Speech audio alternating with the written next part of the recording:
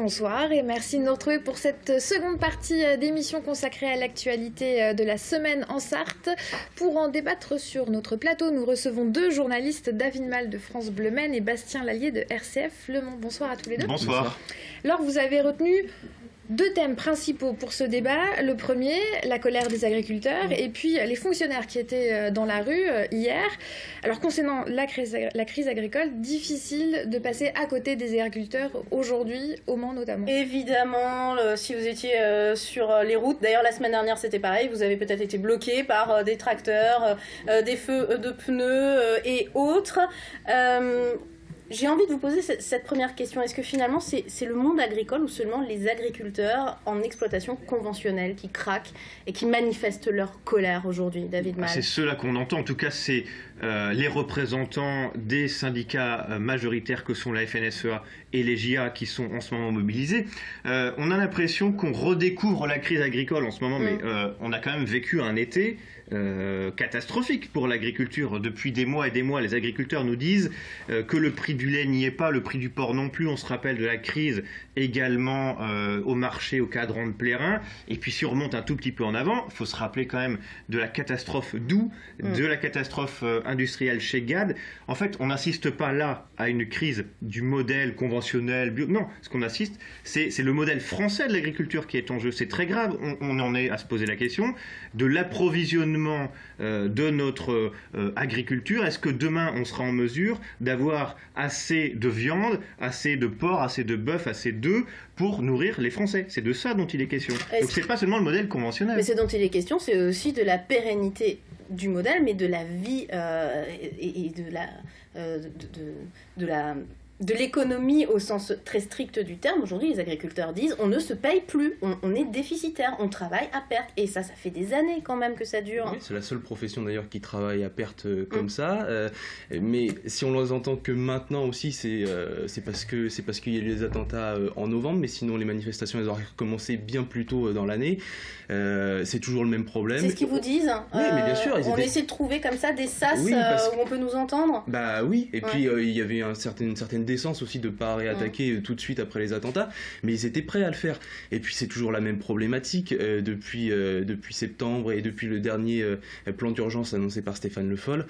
Il n'y a rien qu'à bouger. On l'a vu dans votre reportage, ce sont des mesures à court terme là. C'est pas ce qu'ils demandent les agriculteurs. Ils demandent une revalorisation de leur prix de vente. Là, on leur donne de quoi alléger un tout petit peu leur trésorerie, et encore c'est pas grand chose, environ 2000 € par exploitation. Et alors, on a aussi entendu dans le reportage Michel Dauton, le représentant de la FDSEA.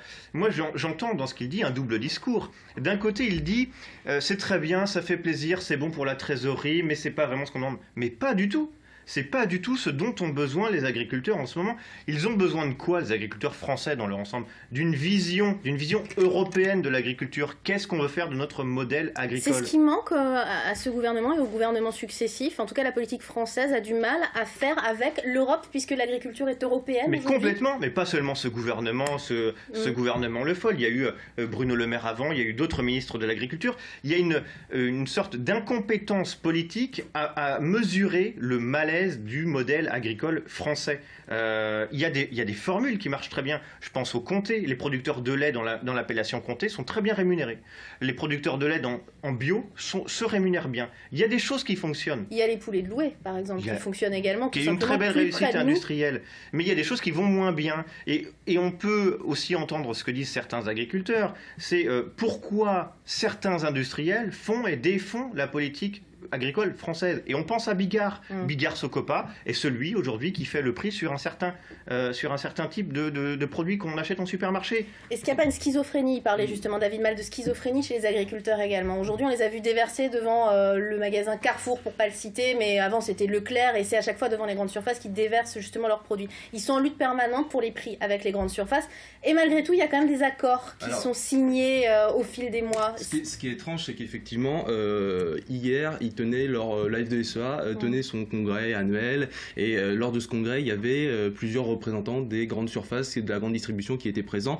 Et ce qu'on a retenu du discours de la FDSEA, c'est attendez, on va pas tout jeter parce que la grande distribution nous tend une main. Ils ont commencé à faire des efforts sur les prix, ils ont donné un peu plus d'argent aux industriels, sauf que les industriels ne répercutent pas ça pour nous.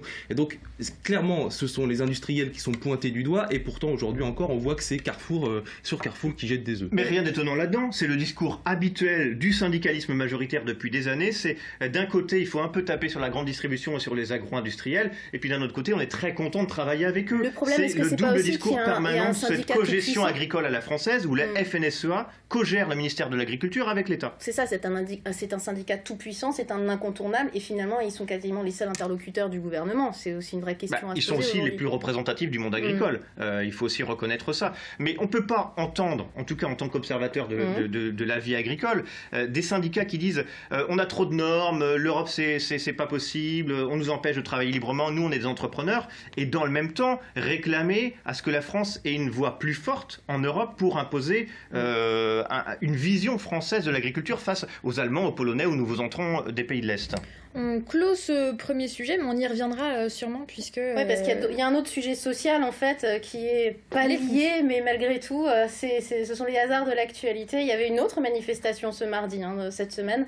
Les fonctionnaires, enfin les agents de la fonction publique en Sarthe, ils étaient plus de 1000 dans les rues du Mans. Pour certains, c'est un succès. Pour d'autres, finalement, la mobilisation intersyndicale, au sens très large du terme, n'a pas porté ses fruits.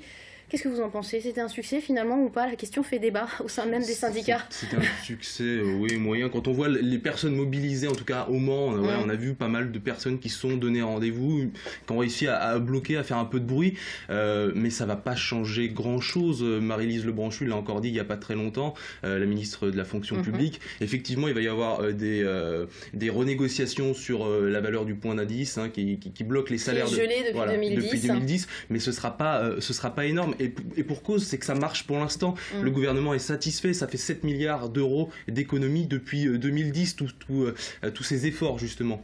Donc il y a peu de chances que ça bouge. Vous les avez sentis motivés, vous, ou plutôt fatigués? Pour répondre à votre question, je ne sais pas si c'est un succès ou pas un succès. À la limite, peu importe, c'est une manifestation classique, comme il y en a plein durant l'année. Ce qu'il était aussi intéressant de voir là, c'est le malaise des enseignants qui, là, parlent de salaire, mais on les a entendus parler beaucoup de la réforme du collège. Cette réforme, elle a déjà commencé à être mise en place, mais en fait, moi, ce qui m'intéresse, c'est avec quelle envie les profs vont se saisir de cette réforme voulue par Najat Vallaud-Belkacem. Il y a eu, sur les classes bilangues, un certain recul du gouvernement. Qu'est-ce que ça change? Qu'est-ce que ça dit aussi de nos enseignants? Moi, c'est ça surtout qui m'intéresse. Après qu'ils soient 1000, 1500, 2000, je trouve pas ça finalement si pertinent que ça, quoi. On en reparlera probablement dans les mois et les semaines et les mois à venir. Merci en tout cas, messieurs, d'être venus sur ce plateau. C'est la fin de ce débat. Merci d'y avoir participé et merci à vous de l'avoir suivi.